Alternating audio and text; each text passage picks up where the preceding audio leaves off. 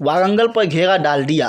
काकतीय शासक प्रताप रुद्रदेव ने कुछ समय तक मुकाबला किया, लेकिन बाद में मार्च 1310 ईस्वी में समर्पण कर दिया और काफूर की शर्तों पर संधि कर ली। काफूर को यहाँ से भारी मात्रा में धन मिला। 18 नवंबर 1310 ईस्वी को अलाउद्दीन ने एक सेना मलिक काफूर और ख्वाजा हाजी के नेतृत्व में होयसाल के शासक वीर बल्लाल तृतीय के विरुद्ध भेजी। आक्रमणकारियों को अचानक दरवाजे पर देखकर वह हड़बड़ा गया और घबराकर उसने सारा खजाना उनको सौंप दिया। होयसाल शासक को दिल्ली भेजा गया, परंतु उसे 1313 ईस्वी में वापस वारंगल सौंप दिया गया और वह दिल्ली के अधीन शासन करने लगा। वारंगल से काफूर माबार गया और वहां से भी उसने धन प्राप्त किया। मलिक काफूर रामेश्वरम तक पहुंचा। संपूर्ण दक्षिण भारत पर विजय करता हुआ काफूर अत्यधिक धन के साथ 14 अप्रैल 1311 ईस्वी को दिल्ली पहुंचा। 1312 ईस्वी में शंकरदेव ने देवगिरी से अलाउद्दीन को नजराना भेजना बंद कर दिया। इस पर काफूर को पुनः देवगिरी भेजा गया। उसने शीघ्र ही शंकरदेव को परास्त कर दिया।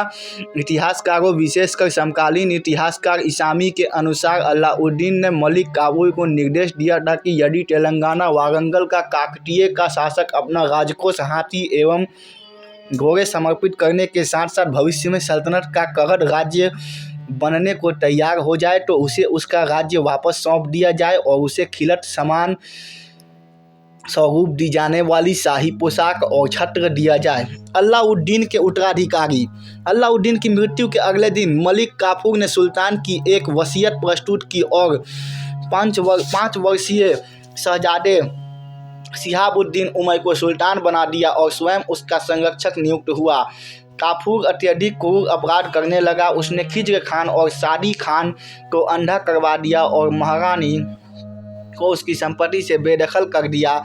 अलाउद्दीन के तीसरे पुत्र मुबारक शाह को 1000 खंभों वाले महल में बंद कर दिया गया।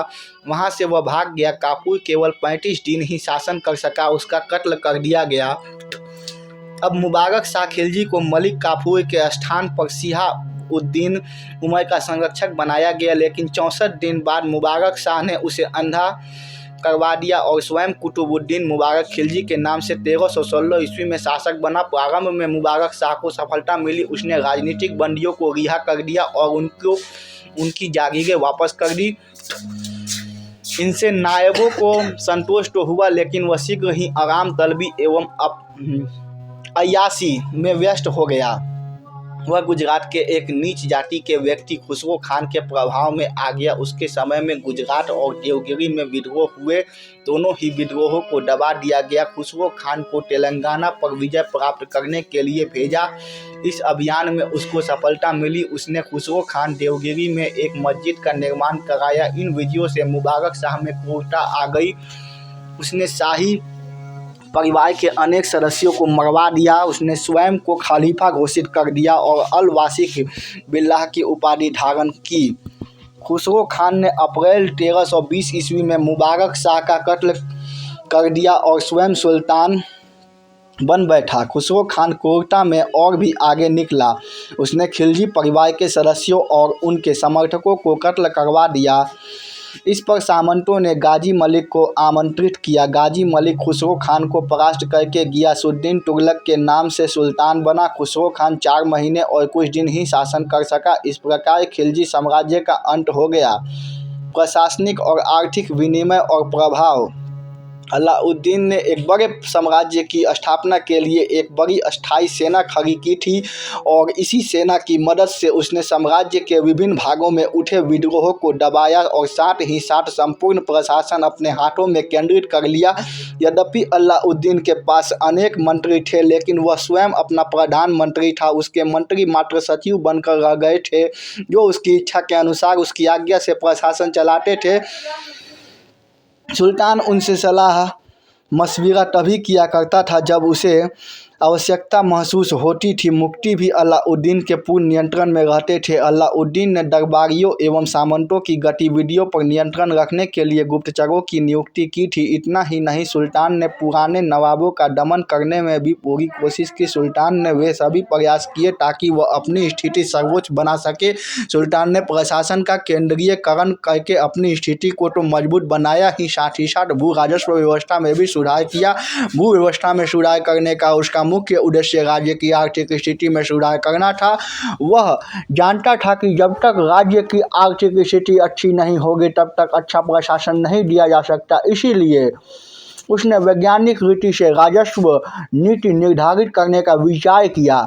इसी विचार को अपने मस्तिष्क में रखकर उसने अनेक सुधार किए। उसने अनेक मुसलमानों से ज़मीनें एवं जागीरें छीन ली, जिनमें मिल्क, इनाम, इजरत और वक्फ शामिल थे। दूसरा सुधार उसने यह किया कि उसने उन हिंदू मुकद्दम, खूट और चौधरी संततियों से सारे अधिकार छीन लिए।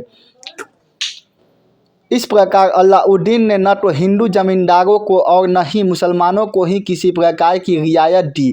उसने किसी को भी विशेष सुविधाएं नहीं दी।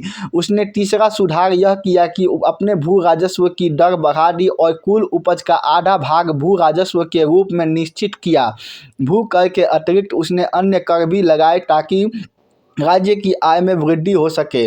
चौथा सुधार उसने यह किया कि भूमि की ठीक ठीक पैमाइश कराई ताकि किसानों से ठीक ठीक लगान वसूल किया जा सके। अलाउद्दीन ने इन सभी नियमों को लागू कराने के लिए ईमानदार कर्मचारी नियुक्त किए।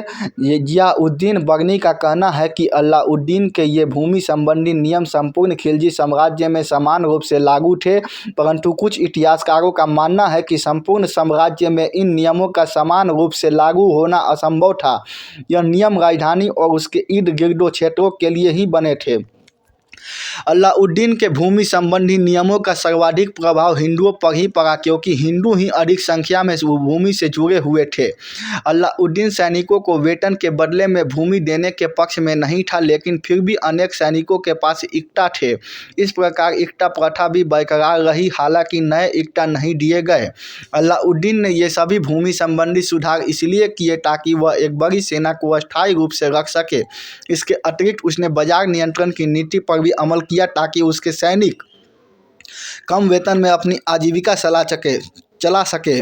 इसके लिए उसने अनाज, कपड़े और अन्य आवश्यक वस्तुओं की कीमत कम से कम निश्चित की और इस पर भी नियंत्रण रखा कि निश्चित की गई कीमत पर ही सामान बिके। उसने अनाज, कपड़े और अन्य आवश्यक वस्तुओं की कीमत तत्कालीन बाजार की कीमत से काफ़ी कम रखी। राज्य बाकी अगले पाठ में।